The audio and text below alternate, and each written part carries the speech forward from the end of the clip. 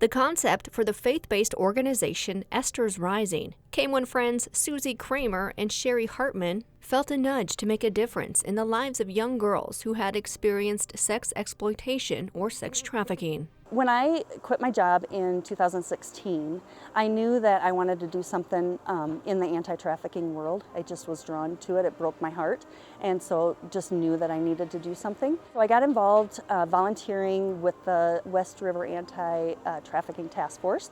Went up to Sturgis a couple years just to kind of be boots on the ground and be eyes on the streets up there. And then also did a program where I raised funds and got the movie Chosen into public and school libraries. The need is so strong for a restorative care home for adolescent girls. Knowing that Esthers Rising needed to be created, and Cheri and I were called to do that, and so really it came together in October of 2020.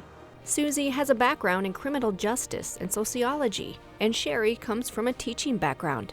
Both women from the Custer area have been friends for over 20 years. And I've always had a heart for kids, so we just got together with some other people in the area to see what we could do to help, and came out of a meeting realizing that there was definitely a need for restorative care for minors, and so that birthed Esthers Rising. Esthers Rising is currently in the process of raising funds to build their care home.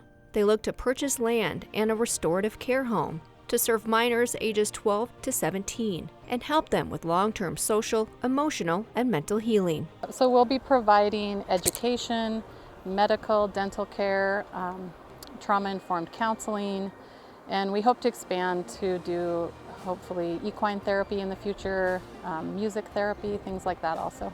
They host fundraisers like galas to raise the money to conceptualize their dream of creating an emergency home for girls who are rescued from human trafficking, where their immediate needs are met, but will also act as a long-term healing center, where the girls are given trauma counseling, education, and medical care, and in time, develop life skills and move towards successful, independent living. Another aspect of their outreach is education.